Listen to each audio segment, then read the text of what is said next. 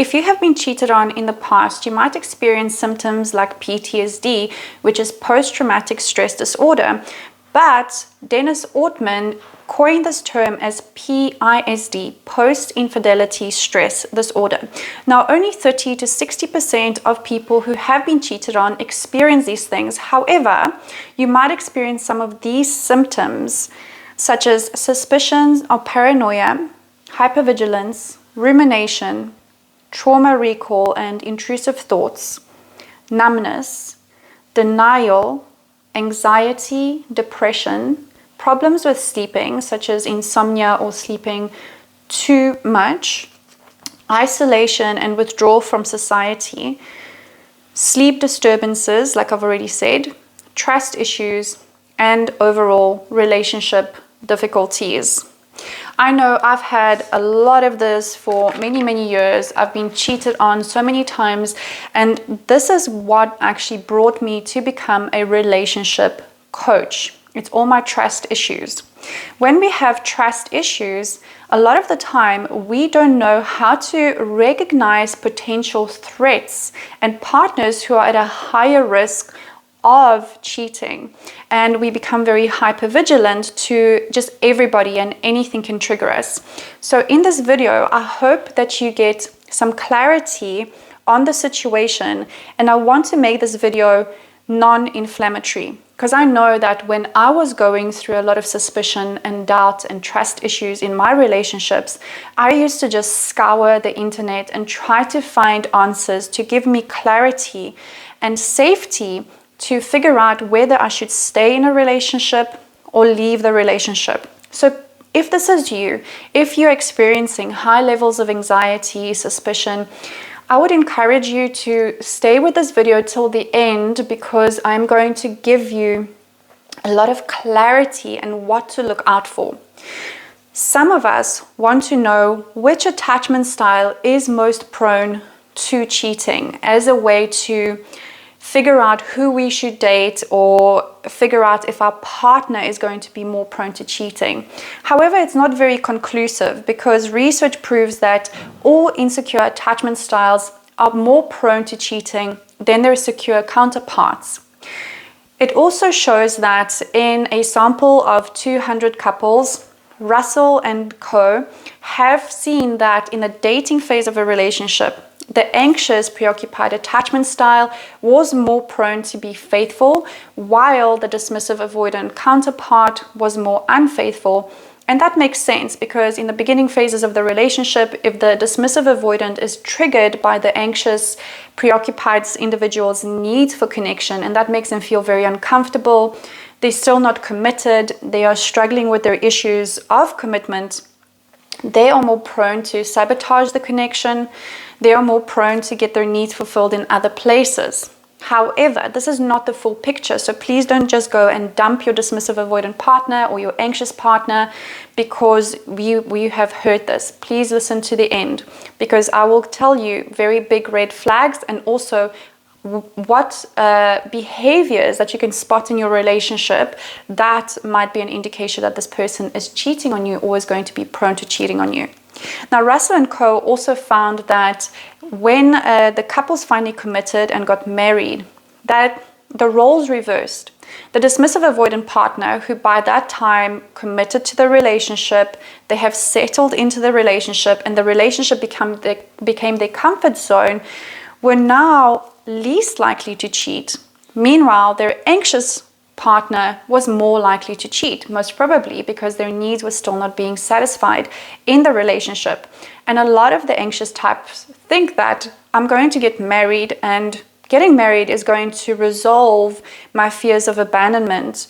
And that often doesn't happen, because we have to heal the abandonment core wounds internally, and also heal the relationship so that the relationship fulfills our needs. So why do people cheat in the first place? People cheat because there is an unfulfilled need that they are looking for to fulfill somewhere. If we are unaware that we have feelings which are an indication of needs, we are more likely to find ourselves in situations where there is an opportunity to get that need fulfilled from the outside. And this is why society says that men cheat more, because most men are brought up to have a dismissive, avoidant attachment style. This is just how society is based. So if men don't know that they have feelings that lead to needs that they can fulfill within the relationship by communicating about those needs, of course, that is going to predispose them to cheat. But the same thing goes for the fearful avoidant and the anxious preoccupied individuals, because all insecure attachment styles have trouble with identifying feelings, connecting with them with their needs, and also figuring out how to get that need met by ourselves and also through our partners, through our relationship. I know this might sound like a broken record, and if you switch on most of my videos, I will talk about how important need fulfillment is. It makes our economy run, so needs are extremely important. So if you haven't already, go to my website, find the feelings list, the needs list, and start to fulfill your feelings, your needs. Start to discuss in your relationship, what are your needs? What are your partner's needs? How can you fulfill those needs and make your relationship super solid? All right, so now that I got that little lecture out of the way, let's continue to the signs and symptoms that make your partner a higher risk for cheating. Okay, but don't just stop there.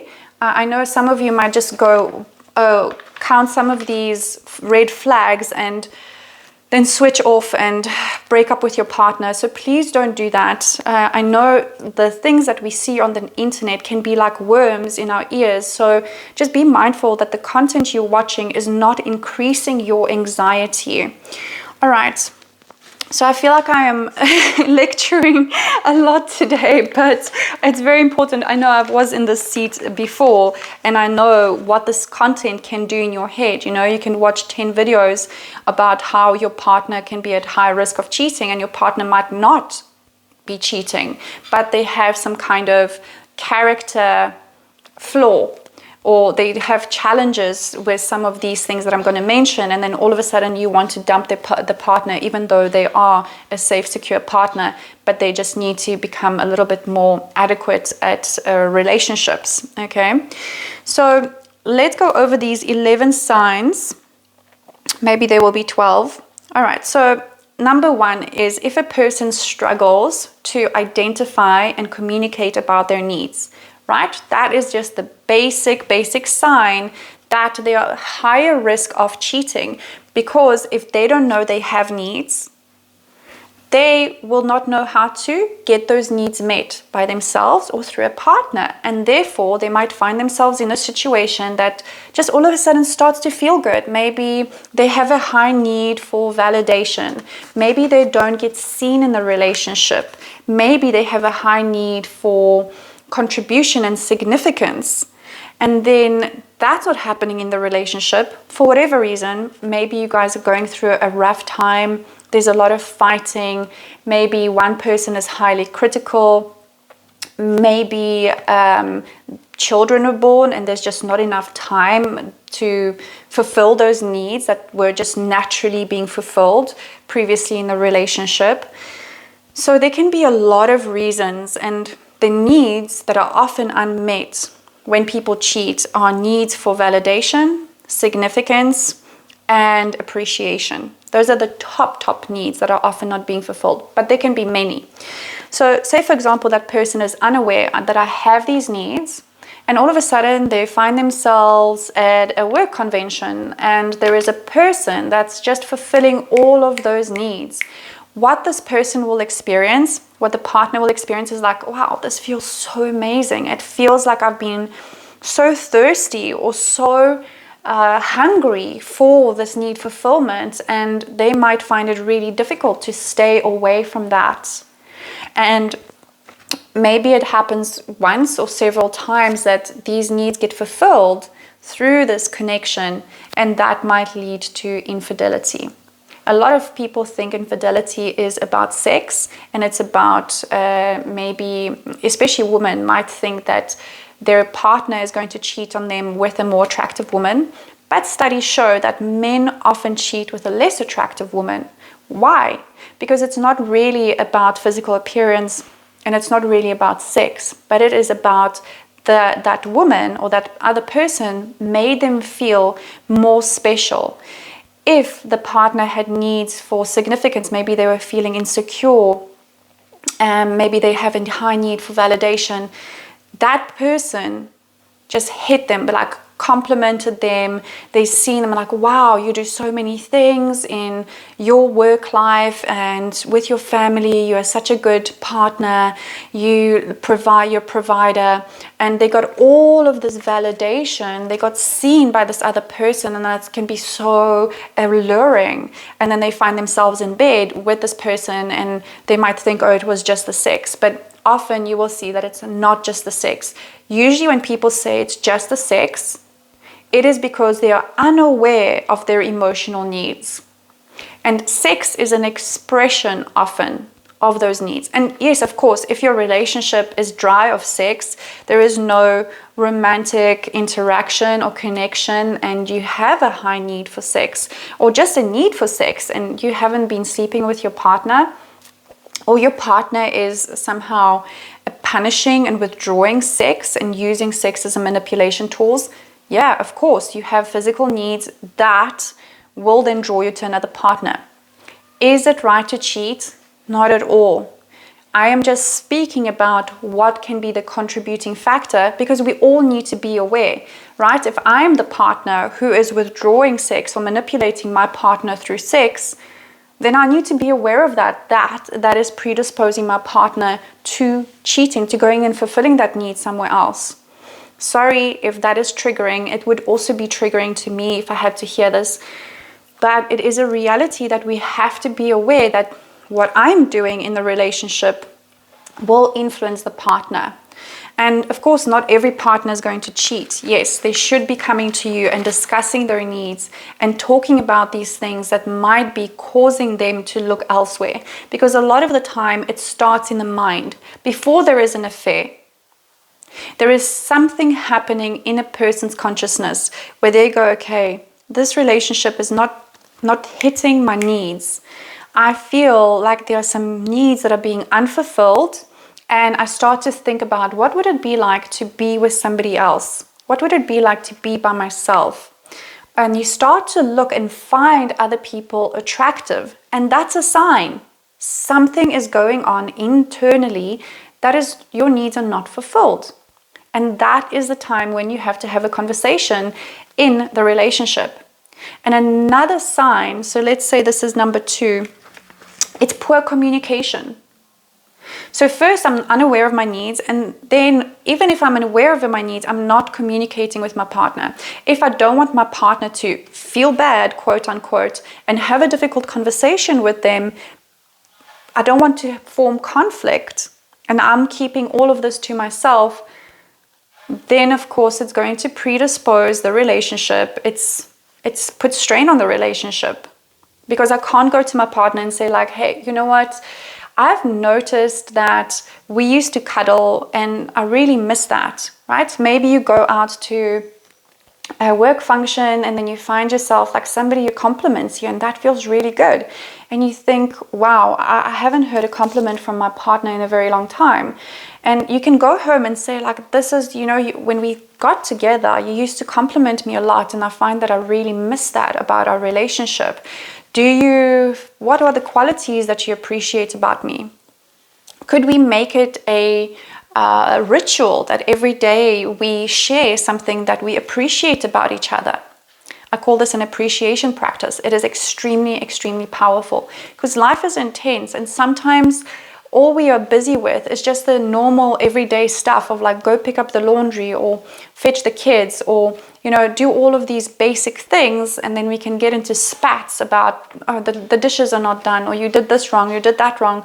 And if a person has a high need for validation, significance, and appreciation, and that's not being made, plus there's criticism, that can really poke holes in their bucket and drain their needs, and that will then predispose them to going and filling those needs somewhere else.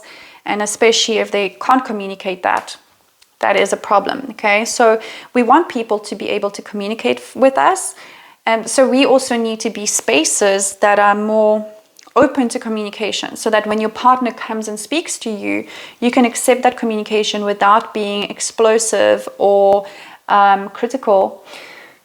So you need to be a healthy space, a safe space for a person to communicate with you. And also you can also ask your partner about their needs, even if your partner is not very forthcoming with it. All right, let's go to number 3. If a person is high risk taking, so maybe they like to take risks, and you can see that through how they are with their finances, how they are with their physical health. Maybe they like adrenaline sports. Maybe they like to have sex in risky locations. If they are high risk, if they like to take risk, then they might also not protect the relationship enough, because maybe risk is giving that sense of excitement and making them feel alive. Which brings me to another point of, where is this point? Low impulse control. Okay, sometimes high risk and low impulse control go hand in hand, where it's like, I can't wait to eat that cookie a little bit later. I have to have it now. So I have to have all of these needs fulfilled now. I cannot wait. You know, the marshmallow test. If you don't, you can look it up. I'm not going to take time to explain it now. But basically, it's like, if I can wait to have that marshmallow later, it means that I have good impulse control, because I can think about what is good for me in the long run, versus people who have low impulse control will act impulsively because they want to feel good now. They don't worry about what consequences that might bring. So people who take high risks and have low impulse control are more likely to cheat in relationships. All right. Number 4, prioritizing their own needs versus other people's needs. Number 5, resentment. Yeah, people who have resentment, they can sometimes justify. And people who justify as well, it's like, oh, you know what? Well, my wife, or my husband, or my partner was not giving me enough sex, or they mean to me, therefore I am justified in seeking that from somewhere else, and they kind of like pushed me away, or they were not fulfilling my needs. And if a person has a habit of justifying their actions, and you can see that because they almost probably do it with their family members, with their friends, with their work, they always justifying. Well, not always, but if they justify a lot, then they might be at a higher risk of being unfaithful. Number 6, entitlement. Feeling like my needs, I am entitled to having my needs fulfilled. Number 7. Now, this is a tricky part. Past, okay, with upbringing. So some studies show that if your parents cheated, then you are more likely to cheat. But that can go both ways, because if your parents cheated and it really hurt you, you might never want to cheat. And it's the same with people who had alcoholism, addiction, or things like smoking, or some kind of eating disorders in their family. They are more predisposed to that, but also having been brought up by smokers, some people think, I never want to smoke again. Or somebody had drinking in their family and they never touch booze because they see what chaos it caused in their life. So this is kind of yes or no. Yeah, the upbringing might be a contributing factor, but what I would look for is a whole bunch of these signs and symptoms in conjunction. Okay, so they've had this in the past, whether it was their upbringing or perhaps they have cheated on their partners in the past and they don't know how to ask for their needs. They don't know how to identify the needs. This is a big red flag, right? So if I look at my past and I go like, oh, I've cheated just recently on my partner, not like 10 years ago. I've cheated recently on my partner. Then you can see like this person might not know how to ask for their needs to be met. And then you have to figure that out. Are they good at verbalizing their needs? Are they not good at verbalizing their needs? Because if this is a pattern that a person has in their life, most recent past, then they are more likely to cheat, because cheating is just a symptom of them being unable to fulfill their needs. Okay, poor emotional regulation skills. Everything we do in our lives is trying to basically regulate ourselves so that we can feel good. Some people do that if they're unskilled through booze, through drugs, through sex, through whatever it is. And some people do that through other people. Okay, so if a person doesn't know how to regulate their emotions very well, in conjunction with some of the other symptoms here, that might predispose them to then go and seek to balance their emotions for a person to fulfill that need for them. If I have good emotional regulation skills, I can understand that, oh, I have this emotion, therefore I have this need, and this is the strategy to fulfill this need in a very healthy way. I can come back to equilibrium by myself or learn to co-regulate, which is both are extremely important. We need to understand how to regulate by ourselves and also how to regulate with other people. Because when we regulate with other people, it shows the other people that we need them, that we have healthy connection, that we can be vulnerable in relationships. So both of those are very important. Number 9 is low impulse control, which I've already mentioned earlier. And number 11 is honesty and low, if honesty is a low ranking value. So if you notice that your partner would rather prioritize what they would call peace versus honesty, that also means they're at a higher risk for cheating, because they would rather just people please and not talk about those uncomfortable things, not kind of stir the boat or not make their partner feel uncomfortable, because they think this is peaceful. They are avoiding conflict. But that doesn't work, because in the short term they might be avoiding conflict, but in the long term they are making the relationship more vulnerable, and not in a good way, and predisposing it to cheating. So say, for example, your partner is showing a lot of these signs. That doesn't mean that they are a cheater or that they will cheat. Some people have such a high moral code and hold themselves up to values that are fidelity. So that's what also has to be considered. What I would look for, if you're now sitting here watching this video and thinking, I want to know, I want to get clarity, is my person cheating? Are they not cheating? Are they going to cheat on me in the future? What I would do is look at their behavior, okay? Even if they are not really great about voicing their needs, do you see that they tend to try to connect with other people to fulfill those needs in a way that makes you feel uncomfortable? Like, are they flirtatious with other people while they are not talking to you about their needs? Because clearly there's something going on there. Do they have any risky behavior? Or have they changed their behavior in any major way? Have they started to maybe look after their appearance more? While in conjunction with some of these things, right? Because maybe it's like we all go through a phase in our lives where we're like, whoa, maybe I can take care of myself better. Maybe they're on a personal development journey. So just look at what is the combination of these factors, instead of just looking with one factor and it's like red flags and all of a sudden, you know, the relationship is ending and you go spiraling into your anxiety, hypervigilance. Look for, okay, has my partner all of a sudden started buying new underwear, looking after themselves more? They are unavailable to me for prolonged periods of time. Maybe they are working late or staying out or having more business trips, or their business trips are all of a sudden longer. Another sign that a person is cheating is they will either have less sex with you, because of course they're getting that need fulfilled somewhere and now they feel guilty and maybe a little bit put off having sex with you because they know internally that that is wrong. Or they will do the other thing where they're feeling so guilty and they are trying to mask and overcompensate by giving you more physical affection. Maybe they are now fulfilling your needs more because they feel like, whoa, I'm doing this wrong thing, so I better overcompensate with my partner.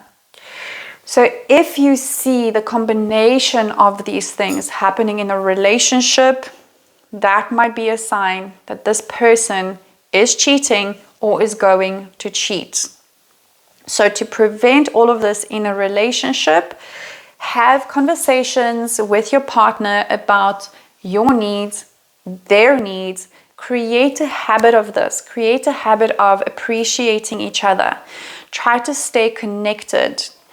Find out what is it that the relationship that you have together is fulfilling for them. And also don't be scared to ask them which are their important needs that are not being fulfilled. What behaviors that you are doing is draining their needs, their buckets of needs that are very important to them. That is causing the relationship to be vulnerable. I'm sorry to say, but cheating is both sides, okay? It's both sides, and I wish that it wasn't. I wish that we could just blame the cheater, because it is, right? Like, we can have our needs unfulfilled and then we can still go to our partner and say like, hey, this is what's happening for me. And this is not excusing the cheater at all. But if we kind of like realistic and sober-minded, we also have to understand that if I stop having sex with my partner and we are in a monogamous relationship and have committed for our whole life that we will only sleep together, then where are they supposed to get those needs fulfilled? Okay, if that's happened for you, then maybe there is resentment in the relationship that that's not being resolved. Maybe your partner is not fulfilling your needs, therefore you don't want to sleep with them. So for both of your sake, you need to sort out that resentment. If there is sexual trauma, or if you're just burnt out, exhausted, and therefore you don't have energy for sex. And sex should be something that is replenishing us, right? That is giving us energy instead of this chore that is taking energy. And maybe your partner is not great at sex. So it's like, I don't want to do this because it's not fulfilling my needs. If that is happening, clearly, both of you are not verbalizing your needs. You don't know how to get your needs fulfilled. All the other needs of significance, contribution, appreciation, it can really run dry in a relationship through just being very preoccupied with life and being very busy. So I'm not blaming the person who has been cheated on, because I know I have been there so many times that it just blew my mind like how many times I have been cheated on, but I can see that the way I got there is because my father cheated on my mother. I didn't know how to spot red flags. I didn't know how to pick partners differently. I was just in my comfort zone, recreating my childhood, basically the same type of trauma. So this is why I was on this huge mission to figure out what cheating is, how I can prevent it in my relationship by choosing a different partner, or if I'm already in a relationship, how to prevent my partner from straying. Okay, a big part of this is choosing a partner that is safe, but maybe you're already in a relationship and you've been in there for 10, 20 years, you have kids, and you don't want to leave your partner, right? This is what you can do. Just troubleshoot those 11 points that I've mentioned and see how you can have better need fulfillment, better communication, better conflict resolution, great sex. And this is something that you might start at a point, and I would suggest start with the needs. I can't even tell you how much it can change in your relationship if you just start appreciating your partner. Now, saying that, I'm just going to, I think I'm just beating this point to death, but I feel like it's very important to say, no matter what you do in a relationship, it's still up to the other person, right? So you might be the best partner, asking your partner for their needs and trying to fulfill their needs and appreciate them and have great sex with them. And if they cheat, it's still up to them to cheat. it's still up to them. Okay, so you can't blame yourself. Of course, you can be the best partner that you can be, because we want to be those people, right? We want to be phenomenal partners in our relationships, be the most secure, best versions that we can for ourselves and our partner. You know, a lot of this we do for ourselves. However, if a person cheats, it's still up to them. They can have the best relationship, but if, for example, they have an abandonment wound, or they have some past trauma from their past that you can't control that. So they will still do what they're going to do. And what I have to deal with as a person that's been cheated on is really detach from the outcome, not try to never be humiliated. You know, I felt humiliated so often when people cheated on me. I felt like I was the stupid one, the naive one. And sometimes we are, you know, sometimes because we have been brought up in environments where cheating was normal, that we do miss these red flags. We don't know what a healthy relationship looks like. We don't know what a safe, secure partner looks like. We don't know how to spot when our partner's behavior changes all of a sudden, because there is this disconnection. All right, guys, I think I have kind of beat some of these topics to death, so I'm going to end here. If you have any questions or comments, please leave them down below. Please always use your common sense before making huge decisions. You know, don't just go and listen to stuff on the internet, because it can really, really affect your mental state. I know some people are watching this, what is that Netflix show? Love something. If you know, you can put it in the comments. And they identify with some of those people, and then they get into a tiz and fear in the relationship. It just can create a lot more relationship anxiety.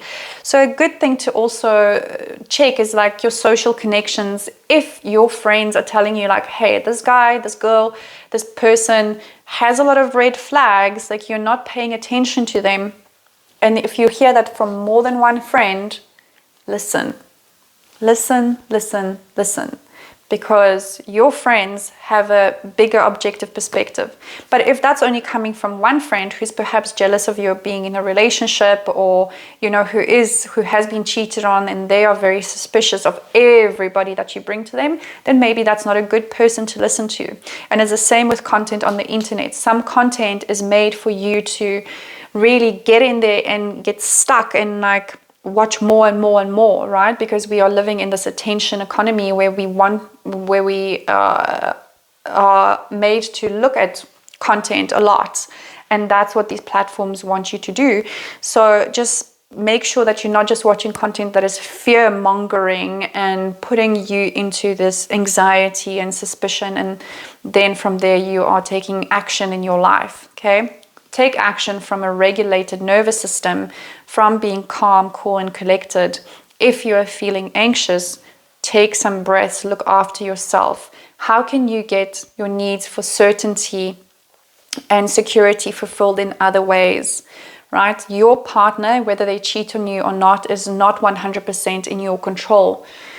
So we have to also accept that this person is going to do whatever they want to do. I'm powerless over their actions. Yes, I can influence them. I can be the best that I can be in my relationship.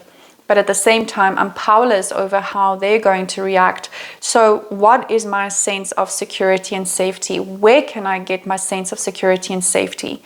And you can get that from your own self-regulation, knowing that you can handle any situation, any emotion that comes up in life, that you can look after yourself physically, mentally, emotionally, financially. And if that's not true yet, go on a mission to do those things. Have a support structure.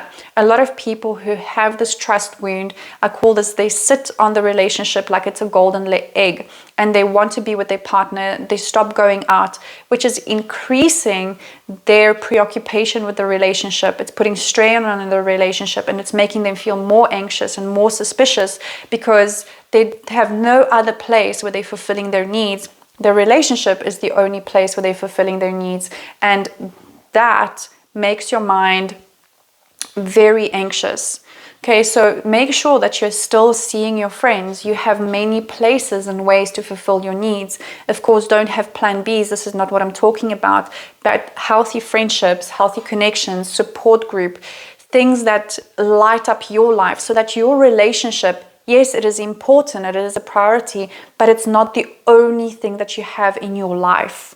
Okay, you must have a full life. For us to be healthy individuals, to be the best parents, partners, workers, friends, we need to have full lives that we can resource activities and so on. And that is then going to make you feel more secure in the relationship. Of course, healing the betrayal wound, if you are struggling with that, you can reach out to me, have sessions with me where we will reprogram your subconscious mind and help you heal from this. I've done it myself, and I know it was really difficult for me. So if you need extra support, I hope that you can give that to yourself, because there is nothing worse than living with hypervigilance, and there is nothing better than having safety, love, and freedom in your life.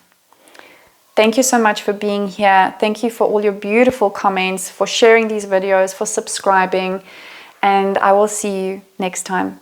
Big love.